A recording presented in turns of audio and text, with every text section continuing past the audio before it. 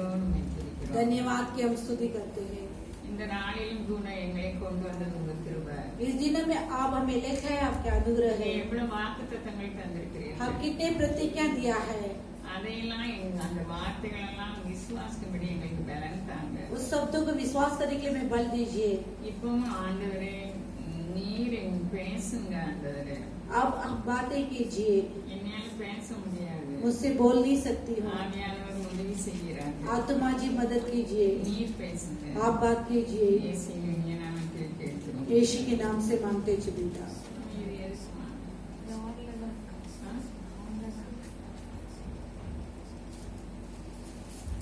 நம்முடைய வாசித்த வேத பகுதியில हम पढ़ा शास्त्र की बात में உங்களை யாவருக்கும் இயேசுவின் இனிய நாமத்தில் வாழ்த்துதல். आप सभी को यीशु के मीठे नाम से बधाई देती हूँ। உபாகமம் 31:8 व्यवस्थावरण 31 अध्याय 8 वचन।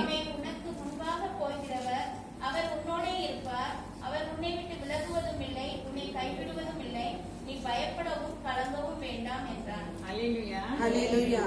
இந்த பைபிள் பூரா நிறைய வாக்குத்தத்தங்கள் நமக்கு தந்திருக்காங்க. इस बाइबल पूरा सारे प्रतिज्ञा हमें दिया है। யோசுவாவுக்கு மோசே மூலமாக சொன்னது இன்னைக்கு நமக்கும் அவர் சொல்கிறார். योशुआ को मूसा के जरिए से कहा, आज हमें भी कहता है। கர்த்தர் தாமே உனக்கு முன்பாக போகிறவர். यहोवा तेरे आगे आगे जाएंगे, அவர் உன்னோட இருப்பார். वो तेरे संग संग रहेंगे, அவர் உன்னை விட்டு விலகுவதும் இல்லை, वो तुझे नहीं छोड़ेंगे உன்னை கைவிடுவதும் இல்லை. और तुझे कभी ना त्यागेंगे, பயப்படவும் கலங்கவும் இல்லை. और तुम मत खर्च और मत डर। அப்போ இஸ்ரவேல் ஜனங்களை கானான் தேசத்துக்கு கூட்டு போகணும்னு மோசே வந்தாங்க. इजराइल लोगों को कानान देश में ले जाने के लिए मूसा आने लगे। இப்ப ஆண்டவர் சொன்னாங்க, நீ எல்லாரும் கேக்குதுல? அப்புறம் கேட்கலையோ? இப்போ ஆண்டவர் சொன்னாங்க, இனிமே நீ யோசுவாவை பலப்படுத்துன்னு சொல்லிட்டாங்க. अब परमेश्वर ने कहा, तू मूसा को तैयार कर करके। இஸ்ரவேல் ஜனங்களுக்கும் கர்த்தர் சொல்லி மோசே சொல்றாங்க, நீங்க பயப்படாதீங்க, உங்களுக்கு கானான் தேசத்தை ஆண்டவர் தருவார். इजराइल लोगों को भी ऐसे कहता है, तुम मत करो, तुम्हें कानान देश मिलेगी कर कर, உங்களை கைவிட மாட்டாரு, तुम्हें कभी ना छोड़ेंगे, நீங்க பயப்பட வேண்டாம். तुम मत रो कर कर।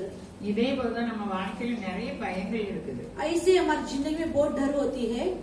பேசுகிற எனக்கு ரொம்ப பயம் இருக்குது. बातें मतलब मुझे भी बहुत डर होती है, ஆனா ஆண்டவரோட வார்த்தை நீங்க பயப்படாம கலங்குங்க. लेकिन परमेश्वर शब्द तुम मत कच और मत डर कर। ரோமர் 1:17 சொல்லி இருக்குது, விசுவாசத்தினாலே நீதிமான் பிழைப்பான். रोमियो 1:17 में कहते हैं, विश्वास के जरिए से धार्मिक जिलाएंगे कर कर। அப்போ என்ன, நமக்கு ஒரு நற்கிரியைகள் நமக்கு கிடையாது. हमारे कुछ भलाई क्रिया नहीं है। அன்னைக்கு ஆதாம் இந்த உலகத்தை பிசாசு கையில கொடுத்துட்டாங்க. उस दिन आदम ने जो शैतान के हाथों में संसार को दिया है। எல்லாருக்கும் தெரியும் ஏன் கொடுத்தாங்க. हम सभी जानते हैं क्यों दिया है। ஆண்டவர் சொன்ன வார்த்தையை கேட்கல. परमेश्वर शब्दों को नहीं सुना है, ஏன்னா பிசாசு நம்பினாங்க. क्योंकि वो शैतान की आज्ञा पालन किए நீங்க हैं। இந்த பழத்தை சாப்பிடும்போது நீங்க தேவன மாதிரி ஆயிருவீங்க. तुम इस फल को खाते ही तुम परमेश्वर के समान हो அப்ப जाएंगे। தேவன் சொன்னாங்க, तब परमेश्वर ने இந்த कहा, பழத்தை சாப்பிடும்போது நீங்க செத்து போவீங்க. इस फल को खाते ही तुम मर जाओगे कर कर। அப்ப பிசாசு அந்த பாம்பு என்ன சொல்லுது, लेकिन उस सर्प ने क्या இதை कहा, சாப்பிடும்போது நீங்க इसे खाते समय தேவர்களை போல ஆயிருவீங்க. तू देवता के समान हो நீங்க जाएगी, தேவன மாதிரி तू ஆயிருவீங்க. परमेश्वर की समान हो जाएगी। அப்போ ரெண்டு ராஜ்யம் இருக்கு. दो राज्य है, ஒன்னு பொய் ஒன்னு உண்மை. एक झूठ और एक सच्चाई है। நம்ம எதை நினைக்கிறோம்? हम किसे நம்ம सोचते हैं? பிரச்சனையில இதோ முடிஞ்சிரும் அப்படின்னு நம்ம உள்ள நம்மளோட பேசும். हमारे समस्या हमारे मन के अंदर बोलते हैं कि अभी खत्म हो जाएगी, பிரச்சனையில ஒரு நாள் நம்ம முடிவு அடையாது. लेकिन संकट में हमारे लिए कभी अंत नहीं होती है। ஆண்டவர் எப்படி ஆதாம் பிசாசுக்கு அந்த மகிமைக்கு அதிகாரம், தனக்குரிய அதிகாரங்களை பிசாசு கொடுத்துட்டான். कैसे आदम ने अपने अधिकार को शैतान के हाथों में सौंप दिया है। இப்ப ஆண்டவர் சிலுவையில சுமந்து நம்ம நோய்கள் நம்ம எல்லா பிரச்சனையும் மீண்டும் அதே அதிகாரத்தை வாங்கி தந்துட்டான். अब परमेश्वर ने क्रूस उठाकर संकट उठाकर फिर से उस अधिकार को हमारे अंदर खरीद कर दिया है। எப்படி ஏதேன் தோட்ட உறவு எவ்வளவு குளிர்ச்சியா இருந்தது, कैसे एदेन वाटिया की रिश्ता कितनी ठंडी समान था, எவ்வளவு ஆசீர்வாதமா இருந்தது, कितने आशीष भरे हुए थे, பயங்கரமான மிருகங்கள்லாம் இருந்தது, भयंकरता से पशु भी थे वहाँ விஷ पर பூச்சிகள்லாம் இருந்தது. और विश्व जंतु भी था वहाँ पर। ஆதாமேவால ஒண்ணுமே செய்ய முடியல. இப்ப நம்ம வீட்டுல நிறைய வீட்டுக்கார பூச்சி இருப்போம், तब आदम हवा को कुछ नहीं किया है, சந்துகள் இருக்கும். अभी भी बहुत जंतु है। நம்ம விசுவாசத்தினால நம்ம பிழைக்கணும். हम विश्वास की जरिए से हम जिएंगे, ஏன்னா நமக்குரிய அதிகாரத்தை ஆண்டவர் வாங்கி தந்துட்டாங்க. क्योंकि अपने अधिकार को परमेश्वर खरीद कर दिया है। 2 கொரிந்தியர் 5:21 சொல்லுது, दूसरे कोरिन्थियों 5:21 कहता है கிறிஸ்துவுக்குள்ள நம்ம நீதியா இருக்கிறோம். मसीह के अंदर धार्मिक बन के रहते हैं। நமக்கு நம்ம இப்ப ஆண்டவர் எப்படி பார்ப்பாங்க? हमें परमेश्वर किस प्रकार देखते நம்ம हैं? கணக்குல ஒண்ணும் இல்ல. हमारे बल से कुछ நம்ம नहीं, கிறிஸ்துவுக்குள்ள நம்ம பார்க்கணும். हम मसीह के अंदर नजर से उन्होंने देखता है। கிறிஸ்து என்ன செஞ்சாங்க? तब मसीह ने क्या किया है? நன்மை செய்கிறவராக சுற்றி கொண்டு भलाई करते हुए घूम फिरते थे। பிசாசின் வல்லமையில் அனுப்பப்பட்ட யாவரையும் என்ன செஞ்சாங்க? குணமாக்குனாங்க. शैतान की बंधे हुए लोगों को छुटकारा करते हुए चंगाई करते हुए घूम फिरते அதே थे। அதிகாரத்தை நமக்கு தந்திருக்காங்க. उसी अधिकार को हमें खरीद कर दिया है। ஆண்டவர் சொன்னாங்க, கற்றுக் கொடுத்தாங்க சீசர்கள். परमेश्वर ने चेले को सिखा के दिया है। ஆண்டவரே விசுவாசத்தை வர்த்திக்கிறாங்க. परमेश्वर विश्वास को बढ़ोतरी कीजिए। லூக்கா 17 அதிகாரத்துல அது வருது. लूका 17वां अध्याय में है। ஆண்டவர் வர்த்திக்க பண்ணாரா? என்ன செஞ்சாரு? परमेश्वर ने उसे क्या किया है? அவங்க சொன்னாங்க, எங்க விசுவாசத்தை வர்த்திக்க வேணும். उन्होंने कहा हमारे विश्वास को बढ़ाइए, ஆண்டவர் சொன்னாங்க. लेकिन परमेश्वर ने कहा 6ஆம் வசனம், அதற்கு 6वां वचन यहोवा ने कहा அளவு விசுவாசம் உங்களுக்கு உண்டாயிரும். राय की दाने के समान विश्वास तुझ में रहेंगे। நீங்கள் இந்த காட்டாந்தி மரத்தை நோக்கி நீ வேரோடே பிடுங்குண்டு तुम इस जंगली की जड़ की ओर से तुम अपनी जड़ से निकल கடலிலே நடப்படுவாயாக और जो समुद्र में फेंका जाए। என்று சொல்ல அது உங்களுக்கு கீழ்ப்படியும். जैसे तुम कहते हैं वैसे तेरी आज्ञा पालन करेंगे। இதெல்லாம் நமக்கு ஆச்சரியமா இருக்கலாம். நான் காலையில இது தியானம் பண்ணேன். इससे बहुत अच्छे भी तो थे। मैं सुबह ध्यान करने लगी। हालेलुया। நம்ம கட்டளையிடாத என்ன செய்யுமா? हमें आज्ञा करते हैं क्या होती है? वैसे आज्ञा करती है। என்ன கட்டளை விடுறாங்க? कैसे आज्ञा करना है? அந்த காட்டாத்தி மரத்தை பார்த்து उस जंगली पेड़ के ओर நீ வேரோடே பிடுங்குண்டு तू जड़ से निकल கடலிலே நடப்படுவாயா और जो समुद्र में गिराया जाए। என்று சொல்ல அது உங்களுக்கு ऐसे तुम कहते हैं वैसे आज्ञा पालन करेगी। நம்ப முடியுமா? ये भरोसा कर सकते हैं क्या? அல்லேலூயா. அல்லேலூயா. நமக்கு விரோதமா நிறைய பிரச்சனை இருக்கு. अपने विरोध बहुत समस्या होती இப்ப है। என் பையன் வந்து ரொம்ப கஷ்டப்பட்டான். अब मेरा लड़का बहुत कष्ट उठाने இப்ப நம்ம लगा। என்ன ஜெபம் பண்ணுவோம்? अब हम क्या प्रार्थना करते हैं? இது போவே செய்யாதோ? ये नहीं जाएगी, नहीं जाएगी। அல்லேலூயா. அல்லேலூயா. நமக்கு அவர் என்ன சொல்லியிருக்காரு? हमें- கட்டளை இடுங்கள். हमें क्या करते हैं? आज्ञा விசுவாசிக்க कीजिए। பலன் இல்லை. विश्वास करने के लिए बल नहीं है। ஆனா லூக்கா மார்க் 11ல ஆண்டவர் சொன்னாங்கல்ல, मार्कुस 11 में परमेश्वर ने कहता है 22-23 சொன்னாங்க. 22-23 में எவனாகிலும் இந்த மலையை பார்த்து நீ பெயர்ந்து சமுத்திரத்திலே தள்ளுண்டு போ என்று சொல்லி தான் சொன்னபடியே நடக்கும் என்று தன் இருதயத்தில் சந்தேகப்படாமல் விசுவாசித்தால் அவன் சொன்னபடியே ஆகும் என்று மெய்யாகவே உங்களுக்கு சொல்லுகிறேன். நம்ம ஒவ்வொருவருக்கும் நிறைய மலை இருக்கு. हमें बहुत लोग ऐसे बहुत बड़े बड़े पहाड़ है। எனக்கு அதான் ஆச்சரியமா இருந்தது. ऐसे ही मुझे बहुत आश्चर्य நமக்கு हुआ। எல்லாம் மலை இருக்கு, போவே செய்யாது. इस पहाड़ को नहीं जाएगी அப்படி நினைச்சா ऐसे सोचा नहीं जाएगी। நான் காலையில நான் கட்டளையிட்டு இருக்கேன். हमें सुबह ही आज्ञा किया है। என் வலது பக்கத்துல இருக்க பிசாச நீ போய்தான் ஆகணும் நான் கட்டளையிடுகிறேன்னு அறிக்கை செஞ்சுட்டே இருந்தேன். मेरे दाहिनी ओर से रहने वाला शैतान तू चले जा करके मैं कबूल करके ही रह रही थी सुबह। இப்ப என்ன ஆண்டவர் சொல்லி கொடுக்காங்க? எங்க விசுவாசத்தை வர்த்திக்க பண்ணணும்னு சொல்லும் போது அவங்க என்ன சொன்னாங்க? ஆண்டவர் परमेश्वर से कहा कि मेरे विश्वास को बढ़ाइए। तब கட்டளையிடுங்க. परमेश्वर ने कहा तुम आज्ञा करो। அல்லேலூயா. हालेलुया। அப்போ அவருடைய திவ்ய சுபாவத்துக்கு பங்குள்ளவர்களாக நம்ம उनके ஆயிடுவோம். दिव्य स्वभाव में भागीदारी होना है। 2 பேதுரு 1:2 சொல்லுது. दूसरे पत्रुस 1:2 वचन कहता है தேவனையும் परमेश्वर को நம்முடைய கர்த்தராக இயேசுவை அறிகிற அறிவினால் अपने प्रभु यीशु मसीह को जानने वाले से உங்கள் கிருபையும் சமாதானமும் तुम्हें अनुग्रह शांति बढ़े। நம்ம போற இடத்துலலாம் கிருபையும் சமாதானம் உண்டு. जाने वाला मार्ग में अनुग्रह और शांति रहेगी। எப்படி उண்டு? कैसे रहेगी? தேவனை அறிகிறாரு. परमेश्वर को जानने वाले। தேவனை அறிகிறாருன்னா परमेश्वर को जानने வசன वाले அறிவு. वचन की जानकारी। அல்லேலூயா. हालेलुया। அவர் வசனம் வார்த்தையா இருந்து மாம்சமா ஆயிட்டாரு. उन्होंने वचन बनकर और शरीर बनने அந்த हैं। வார்த்தை நமக்கு उस தந்திருக்காரு. शब्द को हमारे लिए दिया है। அப்போ 3ஆம் வசனம் சொல்லுது, तीसरा वचन कहता है தம்முடைய மகிமையினாலும் காருண்யத்தினாலும் நம்மை அழைத்தவரை அறிகிற அறிவினாலே अपने महिमा अपने जो करना में परमेश्वर में बुलाए हुए முதல்ல நம்ம பாஸ்டர் நம்முடைய கர்த்தராக இயேசுவையும் அறிகிற அறிவினால், हम प्रभु यीशु की जो जानने वाले से அதாவது தேவனையும் இயேசுவையும் அறிகிற அறிவினால் நமக்கு என்ன கிடைக்கும்? परमेश्वर और यीशु को जानने से क्या मिलते? अनुग्रह समाधान। शांति मिलती है।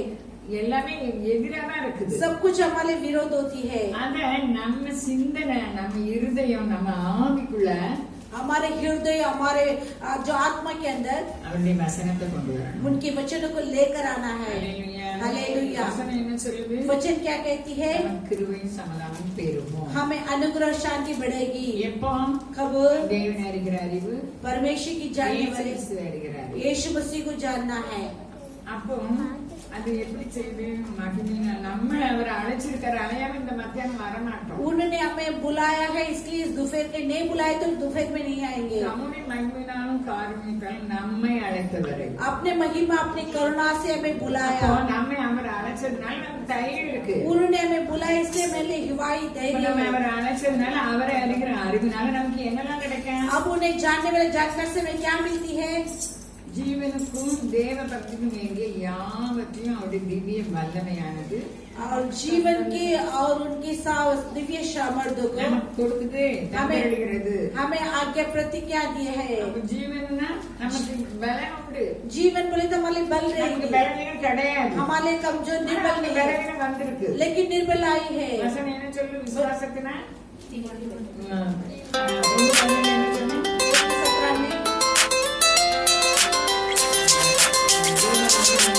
रोमियो 1:17 விசுவாசத்தினாலே நீதிமான் பிழைப்பான். விசுவாசத்தினாலே நீதிமான் பிழைப்பான். विश्वास के जरिए से धार्मिक जिलाएंगे. அப்ப நமக்கு என்ன சொல்லியிருக்கு? हमें क्या அவர் कहती நம்மை है? அழைச்சார். उन्होंने हमें बुलाया है. எதனால? நம்முடைய மகிமையினாலும் காருண்யத்தினாலும் நம்மை அழைத்தவருடைய அறிகிற அறிவினாலே अपने महिमा, अपने करुणा से हमें बुलाएगा. उस बुद्धि से தேவனை இயேசு கிறிஸ்துவை அறிகிற அறிவினால நம்ம நிரம்பி இருந்தா परमेश्वर यीशु मसीह को जानने वाले जानकर से भर के रहेंगे. तो நமக்கு பலவீனம் கிடையாது. जो शास्त्र कहती है हमें निर्बल नहीं है, பலவீனம் இருக்குது. हमारे कमजोरी है, அதை இருக்குதுன்னு நினைக்க கூடாது. उसे है करके नहीं நம்ம सोचना அறிக்கை है, செய்யணும். उसे कबूल करना है. ஆண்டவர் எப்பொழுதும் சொன்னதான் நிறைவேற்ற. परमेश्वर हर पल जो कहता है उसे पूरी करते हैं.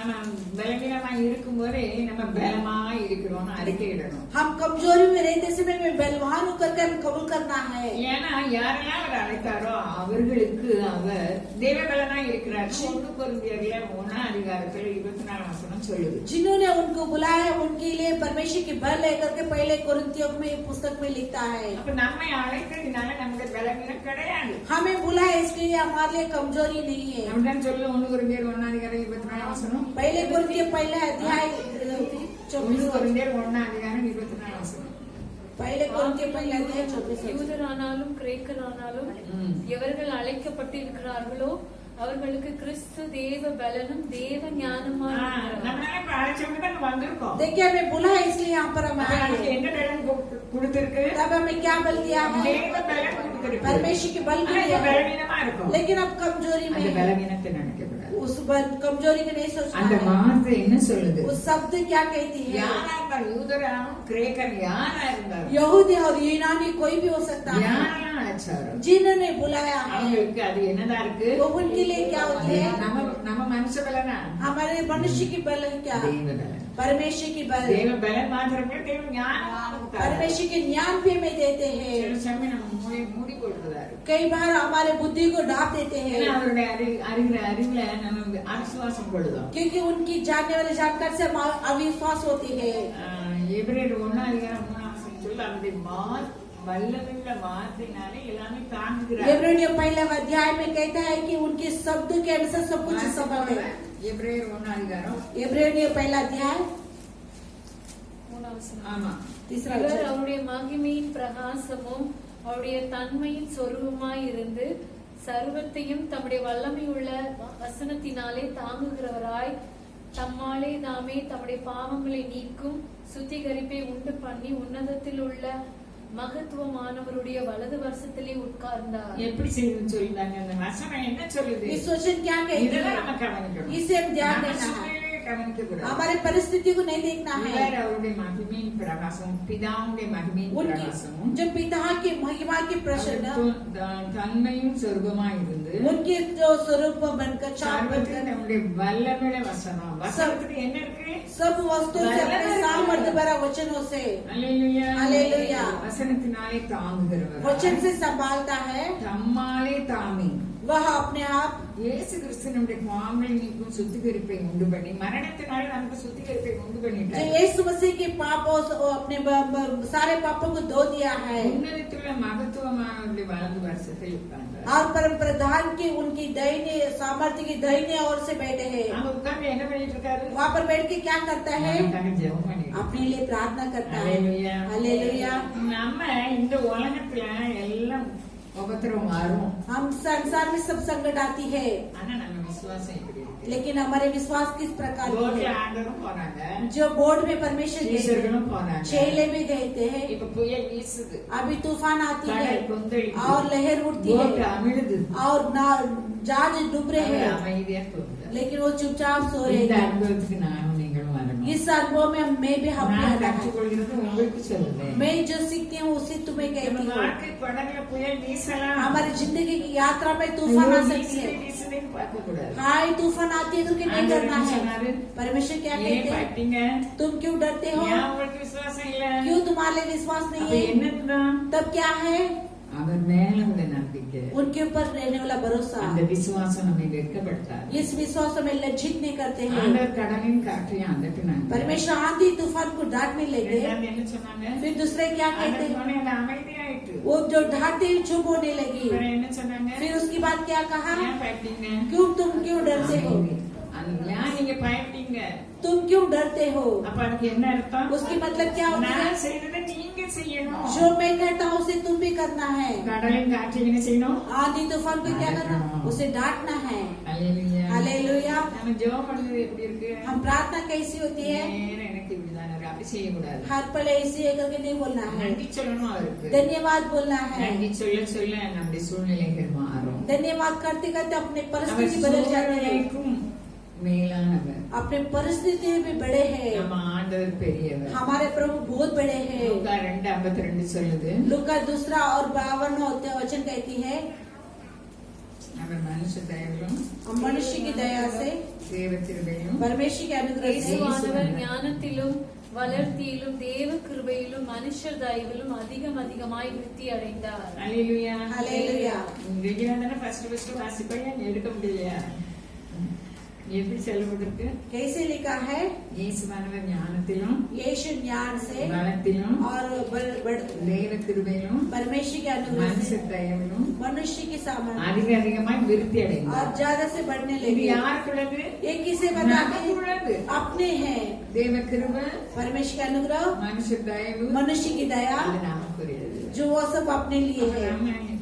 என் கூட இவங்க அன்பாவே இருக்க முடியாது, அப்படி சொன்னா அவங்க அன்பாவே இருக்க முடியாது. ऐसा हम सोचेंगे मेरे बस इन प्रेम से ही नहीं रहते, நம்ம बड़े तो नहीं என்ன- रहेंगे। நம்ம பிரச்சனை எப்படி இருக்கோ அதை நம்ம பேசக்கூடாது. हमारी समस्या कैसी उसे नहीं बोलना है। இன்னைக்கு நானும் நீங்கள் ஒரு மேலான அனுபவத்துக்கு வரணும். आज मैं भी सारे उन्नति अनुभव இவ்வளவு करना நாள் நம்ம है। வாழ்ந்திருக்கோம். इतने दिन हम जी चुके हैं। நம்ம வாழ்க்கையில பெரிய பெரிய மலைகள் தான் இருக்குது. हमारी जिंदगी में बड़े बड़े पहाड़ है। எனக்கு சகரியா தீர்க்கதரிசி சொன்னாரு, जगरिया भविष्य खाने कहता है, சகரியா 4:6 जगरिया 4 में பெரிய பர்வதமே நீ, बड़े पर्वत மாத்திரம் तू क्या है?